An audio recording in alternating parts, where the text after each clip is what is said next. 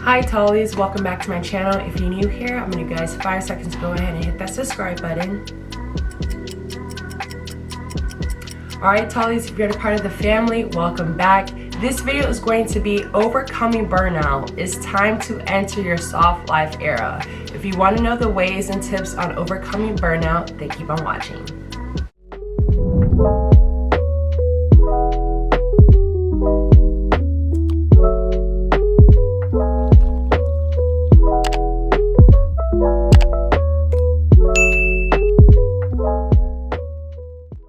Start off by talking about my family background. As many of you guys know, I am Nigerian American. I'm a first generation Nigerian here. As you know, with Nigerians, it's all about Black excellence, it's all about working hard, it's all about showing it off. So those three things are what Nigerians are.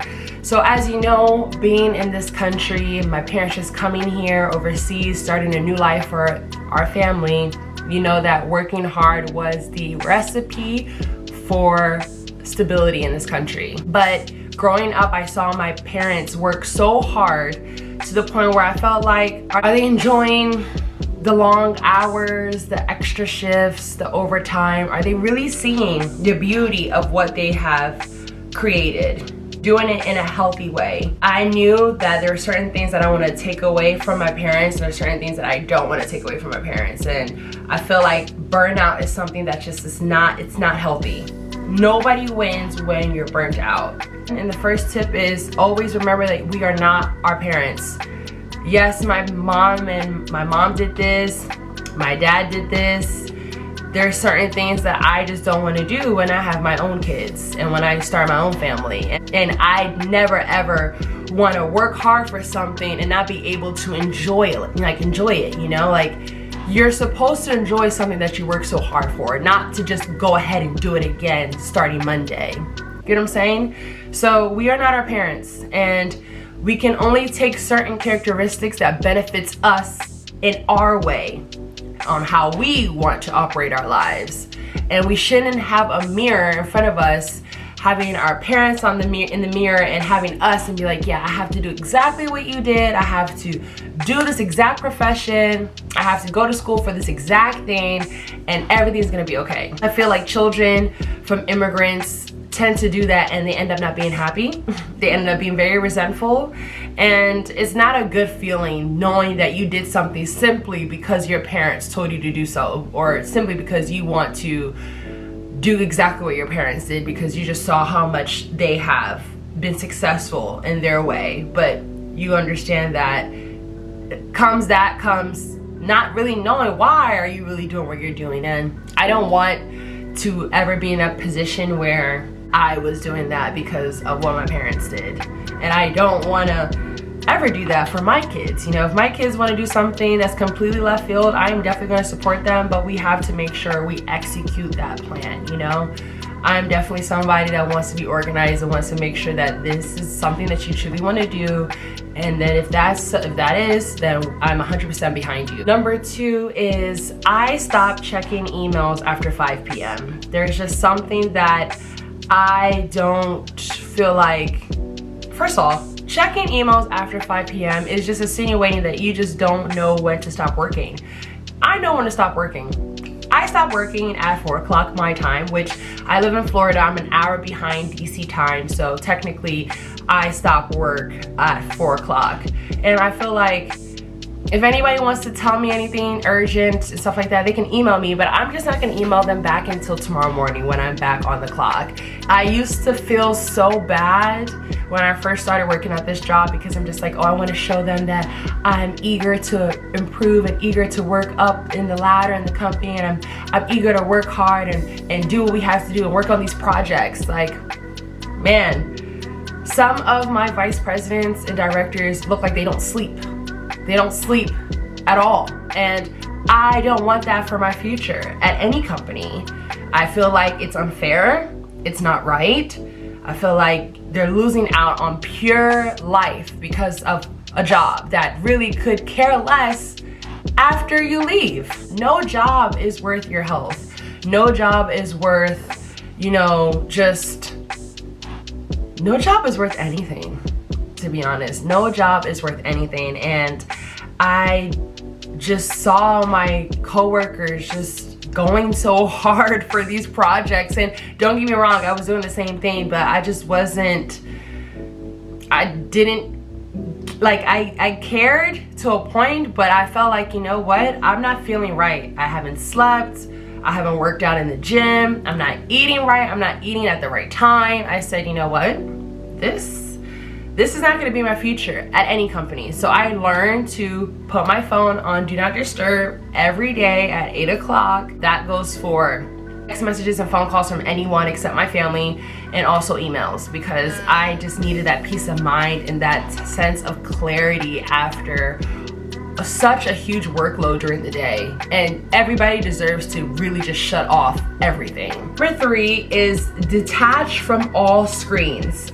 Like I said in the previous point of putting my phone on Do Not Disturb, that's what I mean by detaching from all screens. I put my phone on Do Not Disturb, and then after a certain time at night, my phone's on sleep mode. And usually when it's on sleep mode, I don't get anything. Brightness on the screen on my phone is super low. It has that night setting, so it's not really bad on my eyes, but it gives me a incentive to like turn off my phone. Like, time to let this go. Now, I'm not gonna lie, I have my days where I'm on TikTok until 2 a.m. Not gonna lie, I do it. And I regret it waking up because I didn't get enough sleep. So definitely say detach from all screens. That text, that email, that missed phone call will be okay tomorrow. Can be answered tomorrow. And if you don't even have the energy to do it tomorrow, it could just be answered any time of the week or of the month. You're not obligated to quickly respond to people right away. And that goes for coworkers, bosses, just friendships, parents, like anybody. Like, you're not obligated. You're obligated to do what you can for that day. And if it's 6 o'clock, you know, it's 5 or 6 o'clock, and you're just like, ooh, day is winding down. It's time to detach. It's time to be present for your significant other. It's time to be present for your children. It's time to be present for yourself if you're single. It's time to be present.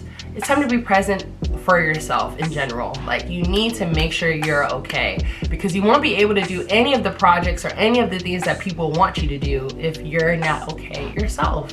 So please detach from all screens, computer screens, iPads, MacBooks, phones. Just turn it off. Turn it off. Number 4 is, I talk about this all the time, but I don't think I really elaborated, but get that rest, sis. Like, get that 7 to 8 hours of sleep. Get that midday nap if you need to. Get that, oh, I'm gonna turn off my phone and really just knock out all day, all weekend. Get that rest. It is not healthy, and I'm sure all doctors can agree on this term I'm about to say, but not having enough sleep can kill you. It can kill you.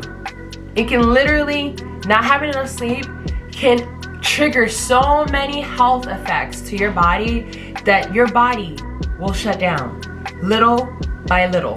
Trust me, get your sleep. Get your sleep. Get your sleep.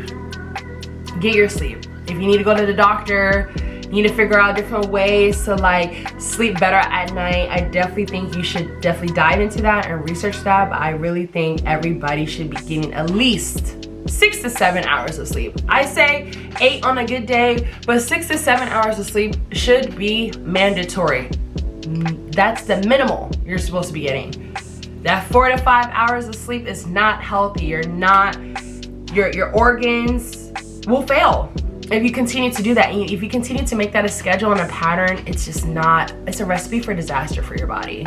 So please get that rest. Number 5 is winding down for the day. You don't have to do everything on your to-do list that day. Even if you did 2 out of the 5 or 6 things that you had to do for today, and you did the rest of them tomorrow, you still win at the end of the day or at the end of the week. There's so many times where I write things to do for the day, and they're not accomplished. You know how many things I have to do? When I currently just moved to Florida, and there's so many things I have to do. I have to change my license, I have to change my last name, I have to change everything. And do you think I started on that yet? Now I have the paperwork and it's already filled out, but do you think you do think I actually did it yet? No, but there's different steps to getting your license. There's different steps to changing your last name.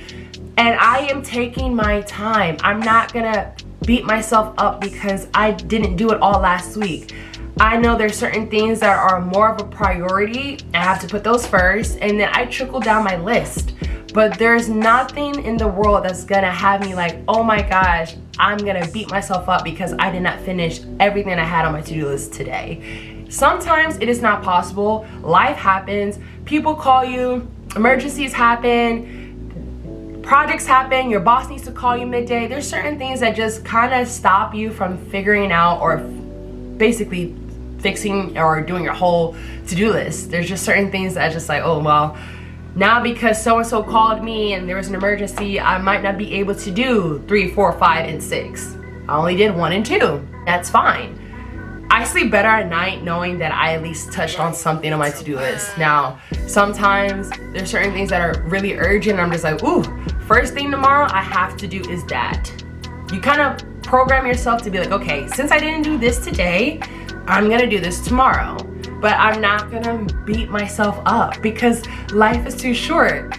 God is gonna grant us another day to start your to-do list again, and I think that's just the best gift, is just having another chance to do what you want to do. And we have to take advantage of that because, you know, certain people go to bed and don't wake up to do their to-do list. So like, life is short. I'm not gonna have that dwindle over my head because I didn't do all of my to-do lists, you know? So hey, I feel like that should be something that we should always keep in mind, that you know you're blessed for another day. That's a chance to just tackle on what you need to do, and then you try and tackle on to do it tomorrow, okay? All right, Tallies, these are the tips and I guess opinions about how to overcome burnout. This is our soft life era, and I feel like everybody is more than deserving of living through that era. Don't forget to like, share, and subscribe, guys, and I will talk to you Tallies soon. Bye.